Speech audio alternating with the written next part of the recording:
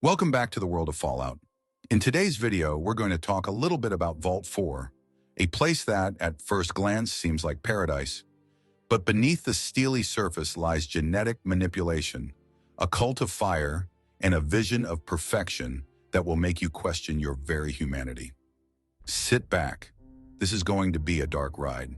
But lest I forget, this video will feature spoilers from the Fallout series, so if you haven't seen this very well-crafted series, go check it out, and then come listen to this video. Vault 4. A complete unknown to most Fallout players.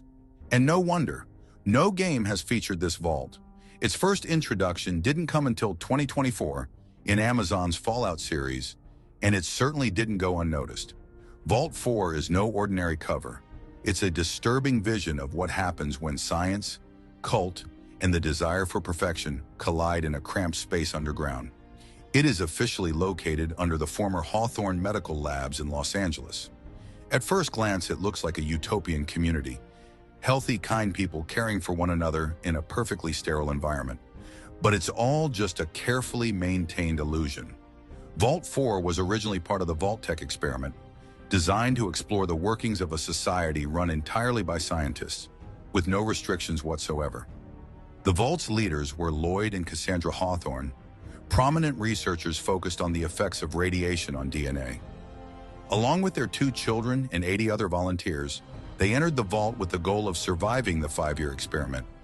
After the Great War, the Vault closed and the experiment continued without outside supervision. The inhabitants of Vault 4 are in fact the result of genetic modification. Their DNA has been altered to conform to an ideal of beauty, but not according to human standards, rather according to a mad science experiment. Some are almost inhumanly perfect, others just suffer in silence.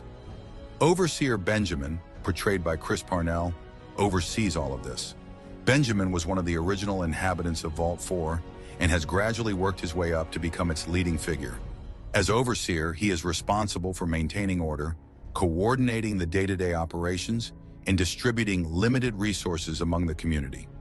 His leadership style combines diplomatic dispute resolution with an iron will.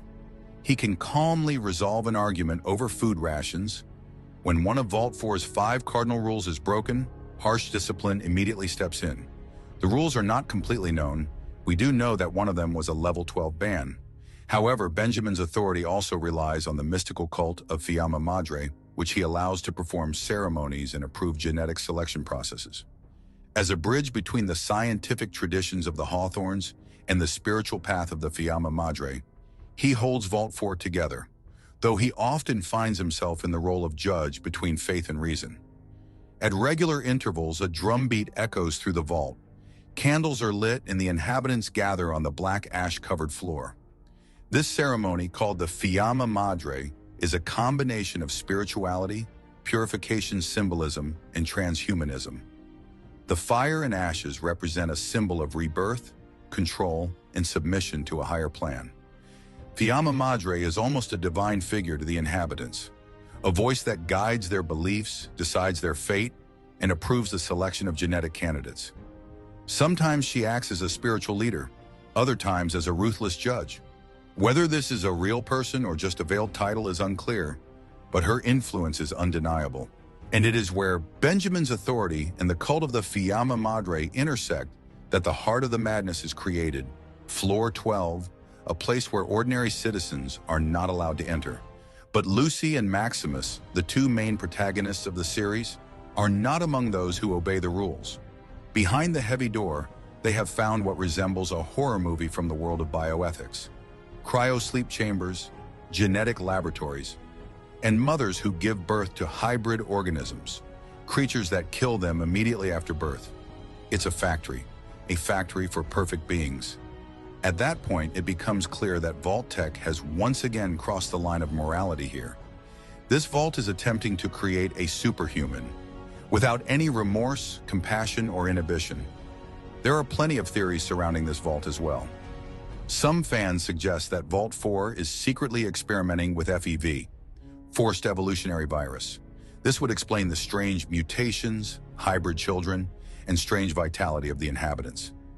Maybe it's not just genetic modification. Maybe it's an attempt to create a new race. And then there's the connection to Vault 33, where Lucy comes from. Both vaults are theorized to be within the same social experiment.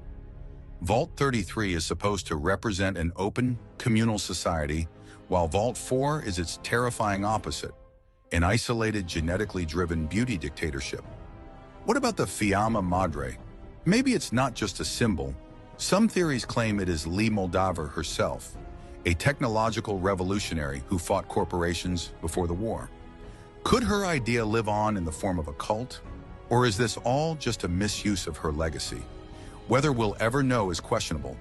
Vault 4 is exceptional, and while it doesn't offer new weapons or monsters, it does vignette the dark possibilities of a future where the desire for perfection can destroy everything human, where cult replaces science, and where health and beauty mean death and manipulation. Maybe it doesn't exist in the game series, but maybe it shouldn't. I hope you enjoyed and found the video interesting.